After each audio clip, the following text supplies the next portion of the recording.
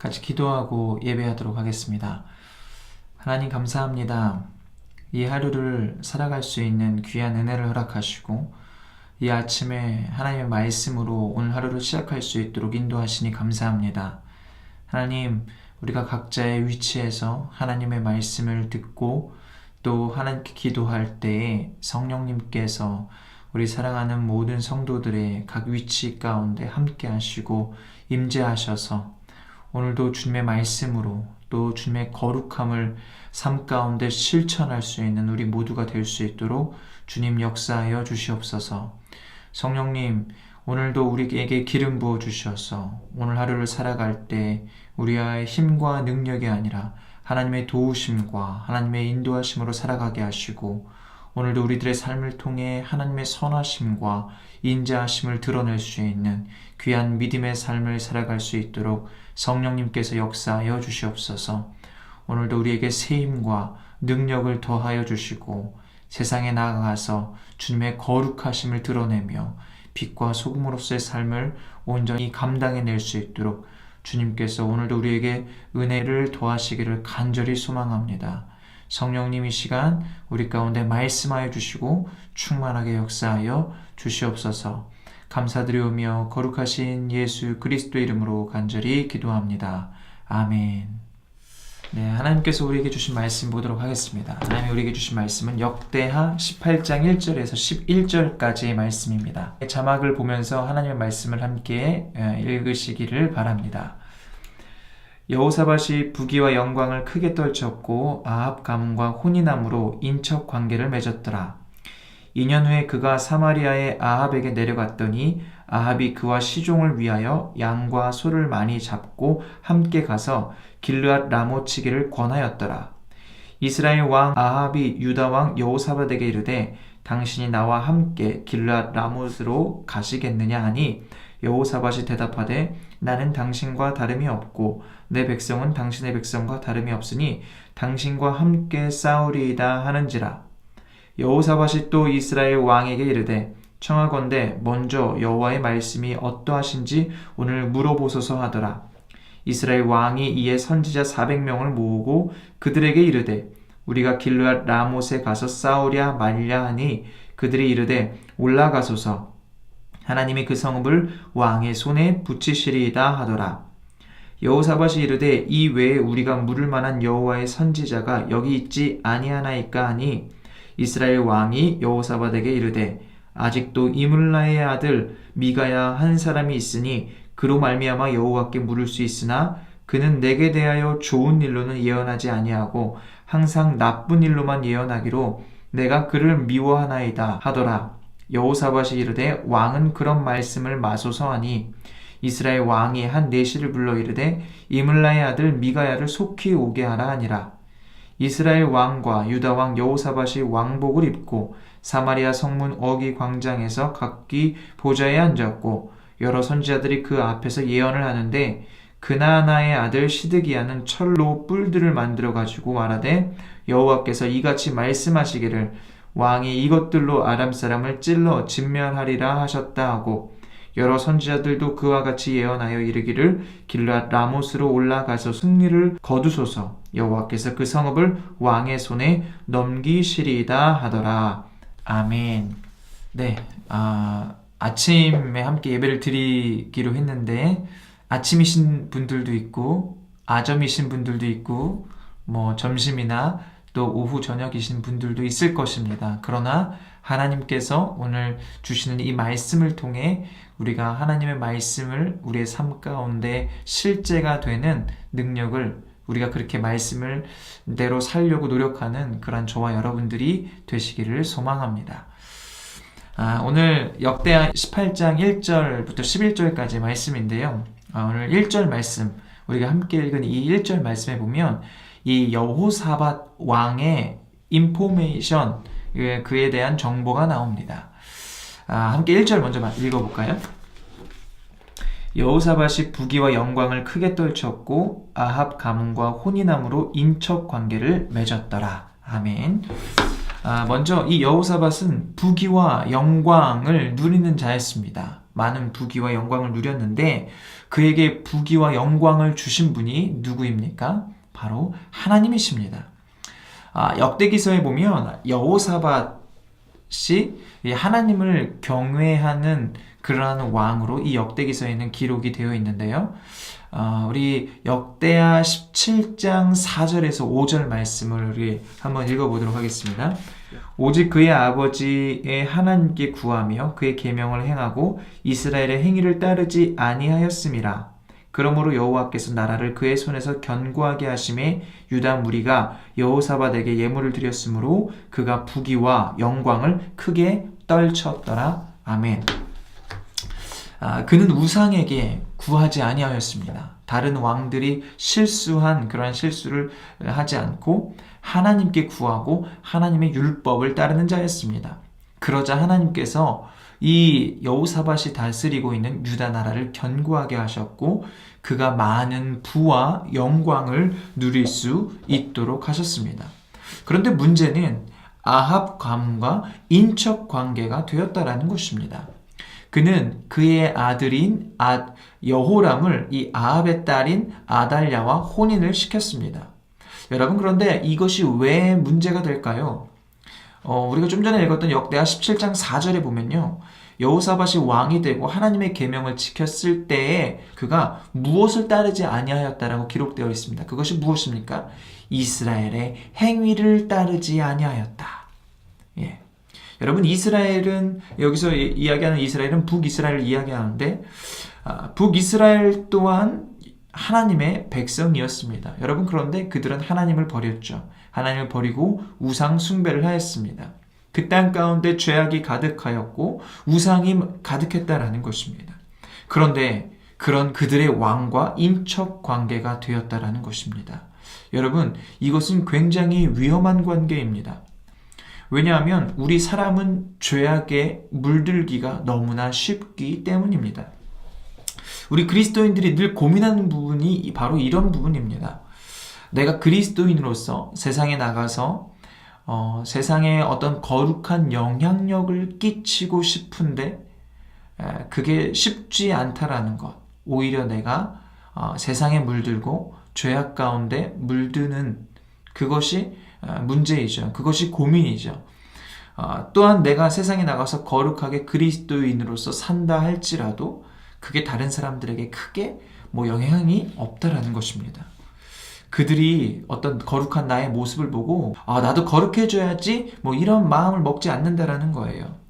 그렇다고 예수님 안 믿는 사람들과 우리가 관계를 다 끊을 수도 없는 노릇입니다. 그렇다면 우리는 어떻게 해야 할까? 어떠한 삶을 살아야 할까? 여러분, 여호사밧은요, 하나님을 경외하는 자였지만 그는 하나님을 버리고 우상을 숭배하는 아합 가문과 연합을 하였습니다.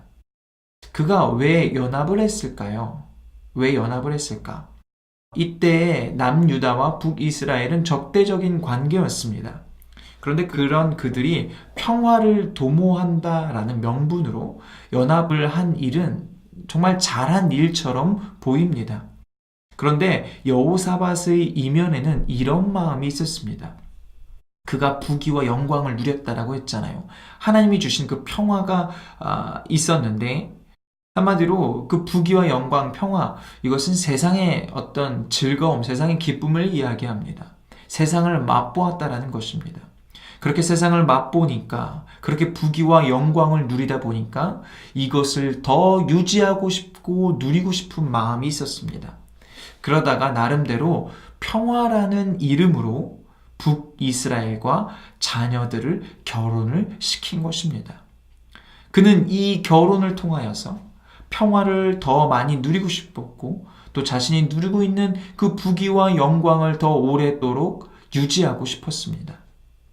여러분, 그런데 그러한 과정 속에서 그가 간과한 것이 있었습니다. 그것은 바로 그 부귀, 그 영광, 그 평화를 누가 주셨냐라는 것입니다. 여러분, 그가 지금 얻은 부귀와 영광, 평화는요, 그가 노력해서 얻은 것이 아닙니다. 하나님께서 허락하신 것입니다. 하나님이 그에게 주셨던 것입니다. 지금 내가 가지고 있다고 해서요, 그것이 다 내 것이 아니에요.